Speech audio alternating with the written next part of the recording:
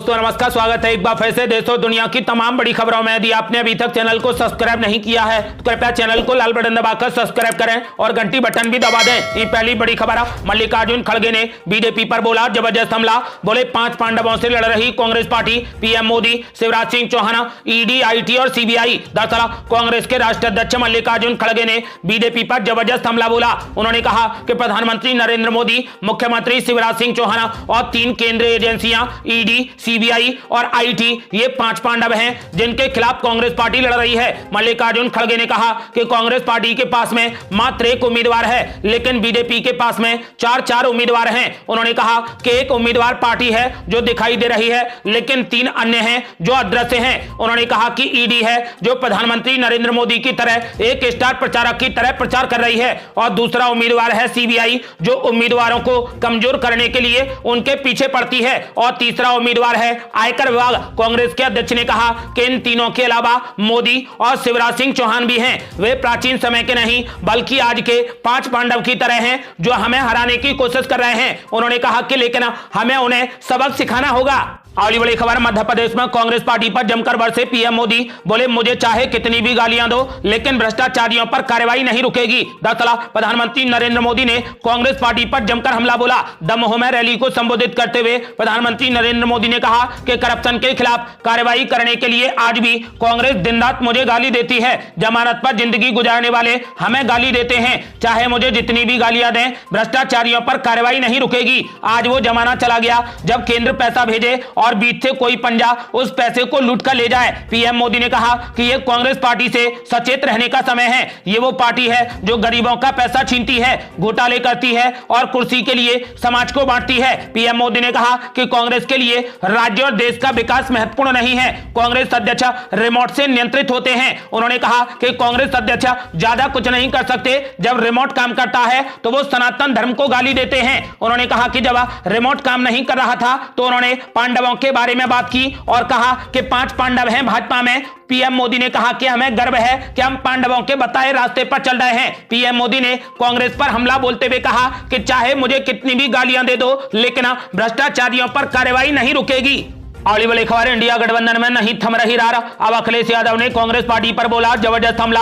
बोले कांग्रेस पार्टी चाहती है कि समाजवादी विचारधारा खत्म हो जाए। दरअसल समाजवादी पार्टी प्रमुख अखिलेश यादव ने दावा किया है कि कांग्रेस पार्टी चाहती है कि समाजवादी विचारधारा खत्म हो जाए, लेकिन उनकी पार्टी का संकल्प इसे और अधिक फैलाने का है। अखिलेश यादव मध्य प्रदेश के बुंदेलखंड क्षेत्र में निवाड़ी जिले के ओरछा में राम राजा मंदिर में पूजा अर्चना करने के बाद पत्रकारों से बात कर रहे थे। मध्य प्रदेश में 17 नवंबर को विधानसभा के चुनाव हैं। मध्य प्रदेश विधानसभा चुनाव के लिए समाजवादी पार्टी और कांग्रेस पार्टी द्वारा गठबंधन नहीं करने के बारे में पूछे जाने पर अखिलेश यादव ने कहा कि हम राजनीति में हैं क्योंकि हमारी विचारधारा उनसे अलग है। उत्तर प्रदेश के पूर्व मुख्यमंत्री अखिलेश यादव ने कहा कि कुछ परिस्थितियों के कारण हम कांग्रेस के साथ थे, लेकिन कांग्रेसियों को एहसास हुआ कि उन्हें समाजवादियों की कोई जरूरत नहीं है, इसीलिए हमें लौटा दिया गया। सपा प्रमुख ने कहा कि हम समाजवादी अपनी ही पार्टी को खत्म नहीं कर सकते। उन्होंने कहा कि हम समाजवादी विचारधारा को कभी खत्म नहीं होने देंगे।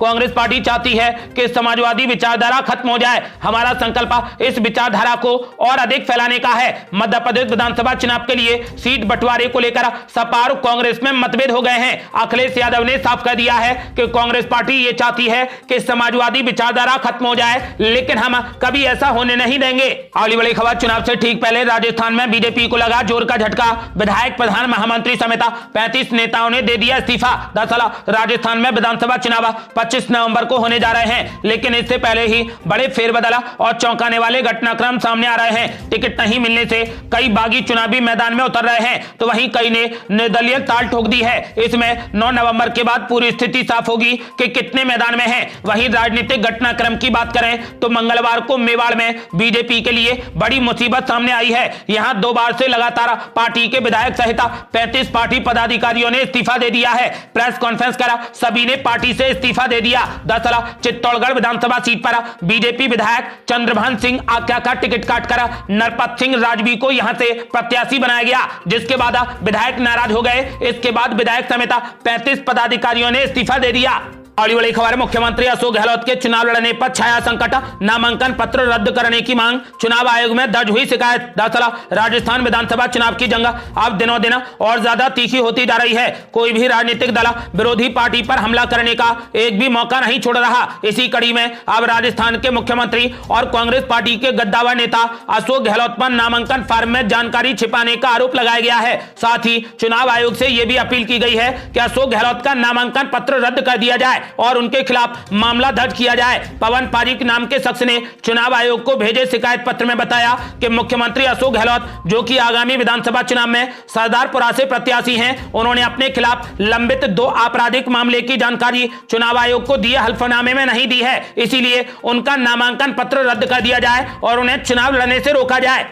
अगली बड़ी खबर, जनसंख्या नियंत्रण पर अश्लील टिप्पणी करके फंस गए नीतीश कुमार, महिला आयोग बोला तुरंत माफी मांगे नीतीश कुमार। दरअसल बिहार के मुख्यमंत्री नीतीश कुमार राज्य विधानसभा में अपने भाषण के दौरान जनसंख्या नियंत्रण प्रक्रिया में महिलाओं की भूमिका पर अश्लील टिप्पणी करने के बाद खुद विवादों में घिर गए। विधायकों को संबोधित करते हुए, जिसमें कुछ महिला नेता भी शामिल थी, नीतीश कुमार ने बताया कि महिलाओं की शिक्षा जनसंख्या नियंत्रण में कैसे योगदान देती है। नीतीश कुमार की महिलाओं को लेकर की गई टिप्पणी को लेकर राष्ट्रीय महिला आयोग नाराज है। एनसीडब्ल्यू की चीफ रेखा शर्मा ने कहा कि नीतीश कुमार को तुरंत माफी मांगनी चाहिए। रेखा शर्मा ने कहा कि उनके भाषण के दौरान इस्तेमाल की गई ऐसी अपमानजनक और घटिया भाषा हमारे समाज पर एक काला धब्बा है। हम इस तरीके के व्यवहार के खिलाफ मजबूती से खड़े हैं और पूरे मामले को लेकर जवाबदेही की मांग करते हैं। उन्होंने कहा कि नीतीश कुमार को तुरंत माफी मांगनी चाहिए।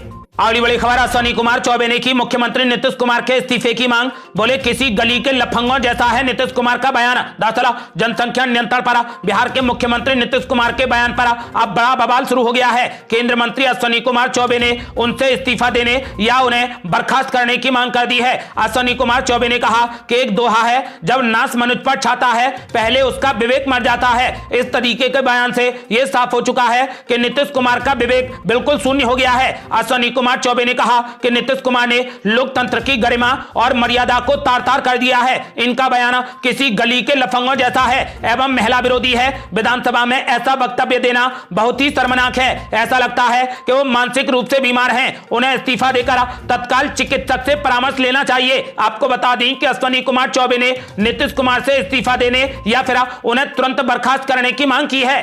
अगली बड़ी खबर, नीतीश कुमार के बयान पर फूट फूट कर रोने लगी बीजेपी एमएलसी निवेदिता सिंह, बोली विधानसभा और विधान परिषद में सेक्स विद्यालय खुलवा दे नीतीश कुमार। दरअसल मुख्यमंत्री नीतीश कुमार ने विधानसभा के शीतकालीन सत्र के दौरान विधान परिषद में जनसंख्या नियंत्रण पर ऐसी बात कह दी कि महिलाएं शर्मसार हो गईं। नीतीश कुमार पहले भी एक बार सदन में इस तरीके की भाषा का इस्तेमाल कर चुके हैं। जनसंख्या नियंत्रण पर मुख्यमंत्री नीतीश कुमार के दिए गए इस तरीके के बयान पर बीजेपी की एमएलसी निवेदिता सिंह फूट फूट कर रोने लगी। विधान परिषद में बैठी बीजेपी की महिला सदस्य निवेदिता सिंह ने सदन से बाहर आने पर रोते हुए कहा कि नीतीश कुमार का बयान सुनने लगी तो मैं शर्मसार हो गई, इसीलिए सदन से बाहर आ गई। निवेदिता सिंह ने रोते हुए कहा कि पहले भी इस तरीके की बात नीतीश कुमार बोले हैं। विधान परिषद में यह दूसरी बार बोलने की हिम्मत उन्होंने जुटाई है। यह बहुत बुरी बात है। निवेदिता सिंह ने गुस्से में कहा कि मुख्यमंत्री जी विधानसभा और विधान परिषद में सेक्स विद्यालय क्यों नहीं खुलवा देते। जो काम पर्दे के पीछे होता है,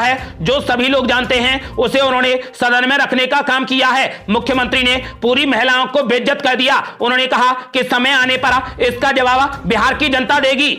अगली बड़ी खबर, राष्ट्रीय महिला आयोग ने नीतीश कुमार पर बोला जबरदस्त हमला, बोले सी ग्रेड फिल्म के डायलॉग बोलते रहे नीतीश कुमार और हंसते रहे पार्टी के नेता। दरअसल बिहार के मुख्यमंत्री नीतीश कुमार के विधानसभा में महिलाओं का जिक्र कर जनसंख्या नियंत्रण को दिए गए आपत्तिजनक बयान की चारों तरफ निंदा हो रही है। इसी क्रम में राष्ट्रीय महिला आयोग ने बुधवार को प्रेस कॉन्फ्रेंस की। उन्होंने कहा कि मुख्यमंत्री नीतीश कुमार का बयान भद्दे मजाक की तरह है। उन्होंने आगे कहा कि दुख की बात यह है कि नीतीश कुमार अभी भी सदन का हिस्सा हैं। उन्होंने कहा कि मुख्यमंत्री कहते रहे पर वहां पर बैठकर उनकी पार्टी के नेता हंसते रहे। उनके डायलॉग सी ग्रेड फिल्म की तरह थे। उन्होंने कहा कि हम स्पीकर से मांग करते हैं कि उन बयानों को सदन की कार्यवाही से हटा दिया जाए। अगली बड़ी खबर, मुख्यमंत्री नीतीश कुमार ने भारी हंगामे के बीच अपने गंदे बयान पर मांगी माफी। बोले मैं अपनी निंदा करता हूं। दरअसल बिहार के मुख्यमंत्री नीतीश कुमार ने भारी हंगामे के बाद बिहार विधानसभा में अपने विवादित बयान पर सफाई पेश की है। उन्होंने अपने बयान पर माफी मांगी है। बिहार के मुख्यमंत्री ने कहा कि मैंने तो बस महिलाओं की शिक्षा की बात की थी। उन्होंने आगे कहा कि मेरी कोई बात गलत थी तो मैं माफी मांगता हूं। जो लोग मेरी निंदा कर रहे हैं मैं उनका भी अभिनंदन करता हूं। आपको बता दें कि फिलहाल अपनी गंदे बयान को लेकर मुख्यमंत्री नीतीश कुमार ने जनता और सदन से माफी मांगी है। अगली बड़ी खबर, इंडिया गठबंधन में तकरार के बीच कांग्रेस पार्टी ने रुख कर दिया साफ। कहा विपक्षी दलों को जोड़ने के लिए फेविकॉल का काम करेंगे 5 राज्यों के विधानसभा चुनाव। दरअसल विपक्षी गठबंधन इंडिया में पैदा हुए मतभेद के बीच कांग्रेस के सूत्रों ने कहा कि 5 राज्यों के विधानसभा चुनावों के नतीजे इस गठबंधन के घटक दलों को आपस में जोड़ने के लिए फेविकॉल का काम करेंगे। सूत्रों ने यह भी कहा कि इन राज्यों में चुनाव प्रचार थमने के बाद इंडिया गठबंधन के घटक दलों के बीच सीटों के तालमेल और अन्य मुद्दों को लेकर बातचीत आरंभ होगी। कांग्रेस के एक वरिष्ठ नेता ने यह भी कहा कि पार्टी अध्यक्ष मल्लिकार्जुन खड़गे ने बिहार के मुख्यमंत्री नीतीश कुमार से बात की है और आने वाले दिनों में वे समाजवादी पार्टी के अध्यक्ष अखिलेश यादव से भी बातचीत कर सकते हैं। उन्होंने इस बात पर भी जोर दिया है कि इंडिया गठबंधन का गठन सिर्फ 2024 के लोकसभा चुनाव के लिए हुआ है। अगली बड़ी खबर, छत्तीसगढ़ में पहले चरण की वोटिंग में कांग्रेस और बीजेपी ने कर दिया बड़ा दावा। रमन सिंह बोले 20 में से 18 सीटें जीतेगी बीजेपी। दरअसल छत्तीसगढ़ विधानसभा चुनाव के लिए पहले चरण में 20 सीटों पर वोट डाले गए। 20 सीटों पर 71.80% मतदान हुआ है। इसके बाद से ही बीजेपी में गजब का उत्साह है। पूर्व मुख्यमंत्री डॉक्टर रमन सिंह ने 20 में से 18 सीटें जीतने का दावा किया है। इसके बाद बीजेपी कार्यकर्ताओं ने पटाखे जलाने शुरू कर दिए। वहीं दूसरी तरफ कांग्रेस बस्तर की सभी सीटें जीतने का दावा करते हुए राजनांदगांव में रमन सिंह को भी हराने का बड़ा दावा कर रही है। कांग्रेस पार्टी ने रमन सिंह को चुनाव हार जाने का दावा किया है। इसके जवाब में रमन सिंह ने कहा कि राजनांदगांव ने डॉक्टर रमन का विकास देखा है। उन्होंने कहा कि जिस पर उन्हें अटूट विश्वास है और इस बार फिर भाजपा की ही सरकार बनने जा रही है। अगली बड़ी खबर, अनुराग ठाकुर ने कांग्रेस पार्टी पर बोला जबरदस्त हमला। बोले एक समय था जब तिरंगा जलाया जाता था। सोनिया गांधी के कहने पर मनमोहन मौनी बाबा बन गए थे। दरअसल